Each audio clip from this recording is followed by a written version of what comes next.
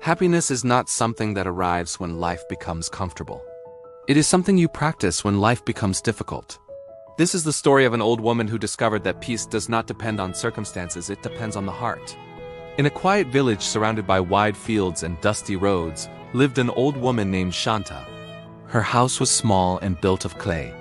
The roof leaked during heavy rains, and the wooden door creaked whenever the wind blew. She owned very little: 2 sets of clothes, a few utensils, a small cot, and a tiny garden behind her house where she grew spinach and chilies. Yet anyone who passed by her home would hear her humming softly as she swept the yard each morning. People often wondered how she could be so cheerful. The village was not an easy place to live. Summers were harsh. Winters were cold. Money was always scarce. Most families struggled in one way or another. But Shanta seemed untouched by bitterness. The truth was that Shanta had known great sorrow. Many years earlier, her husband had died suddenly after a short illness. Her only son moved to a distant city for work and gradually stopped visiting. Letters became rare. Money was uncertain. Loneliness settled into her small house like silent dust. For months after her husband's death, Shanta had cried every night. She had asked herself why life had been so unfair. She had felt abandoned and empty. But one evening, as she sat outside watching the sunset paint the sky orange and purple, something shifted inside her. She realized the sun was still setting beautifully, even though her heart was broken. The birds were still flying home. The breeze still touched her face gently. Life had not stopped. That night she made a quiet decision. She would not wait for happiness to return through other people. She would build it from within. From the next morning onward, she began changing small things. Instead of waking up with heavy thoughts, she started her day by whispering gratitude for 3 simple things: the air she breathed, the roof above her head, and another chance to live. At first it felt forced, but gradually it became natural. She began noticing beauty in ordinary moments. The way sunlight entered her kitchen through a crack in the wall. The way her garden leaves sparkled after rain. The laughter of children running down the lane. When neighbors complained about rising prices or bad harvests, she listened patiently but did not join in bitterness. If someone argued loudly outside her house, she closed her door and prayed for peace instead of absorbing their anger. One afternoon, a young woman named Leila came to visit her. Leila was known in the village for her constant dissatisfaction. If it was hot, she complained about the heat. If it rained, she complained about the mud. If her husband was late, she feared the worst. Her mind was always restless. She sat down heavily beside Shanta and sighed. "I don't understand how you live alone like this. I feel unhappy even though I have a family." Shanta poured her a cup of warm tea and smiled gently. "Tell me," she said, "what is making you unhappy today?" "Everything," Leila replied. "Money is tight. My children fight. My husband is stressed. Nothing goes smoothly." Shanta nodded. "When do things ever go smoothly for long?" Leila frowned. "So we should just accept problems?" "Not accept problems," Shanta corrected softly. "Accept reality. Then decide how to respond." Leila did not fully understand, but she kept listening.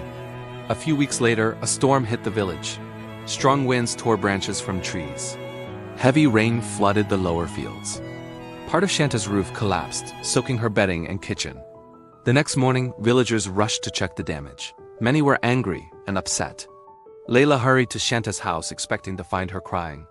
Instead, she found the old woman sweeping away broken pieces of mud calmly. "Aren't you devastated?" Leila asked. Shanta paused and wiped sweat from her forehead. "The roof broke," she said, "but I did not." Leila stared at her. "If I sit and cry," she continued, "will the roof fix itself? If I shout at the sky, will the storm return the mud?" "No, so I choose to clean and rebuild." Neighbors soon came to help repair her house. Shanta thanked each one warmly. She did not speak of loss. She spoke of gratitude for their support.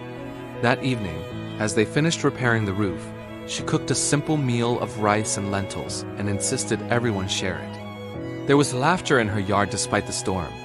Leila began to notice something important. Shanta did not avoid pain. She simply refused to let it control her behavior. Over time, villagers started seeking her advice. A farmer worried about crop failure came to her. A young man upset about not finding work came to her. Mothers burdened with stress came to her. She never offered complex solutions. She offered perspective. "Ask yourself," she would say, Is this situation permanent? Most problems were not. And ask yourself, she continued, what can you still be thankful for today? There was always something. She taught them that happiness is not loud. It is quiet strength. It is the ability to stand steady when circumstances shake. Years passed and Shanta's hair turned completely white. Her steps became slower, but her smile remained. One winter she fell seriously ill. The news spread quickly. The same villagers who once questioned her happiness now filled her small house with warmth and concern. They brought fruits, blankets, and medicines. Layla sat beside her bed holding her fragile hand. Tears filled her eyes. You changed my life, Layla whispered. I used to complain about everything. Now I pause before reacting. I look for something good, even in difficulty. Shanta's voice was weak but clear. Happiness is practice, she said. Every day, you choose your thoughts. Guard them carefully. Are you afraid? Leela asked softly. Shanta looked toward the small window where sunlight filtered through. No, she replied. I have lived fully. I have loved. I have forgiven. What is there to fear? A few days later, she passed away peacefully. But her presence did not disappear. The villagers carried her lessons within them. When challenges arose, they remembered her calm face after the storm. When tempers flared, they remembered her steady voice. When worry crept in, they remembered her simple habit of gratitude. Happiness had never depended on her circumstances. It had depended on her choice. The old woman had shown them something powerful. Life will always bring loss, storms, uncertainty, and change. You cannot control all of it, but you can control your response.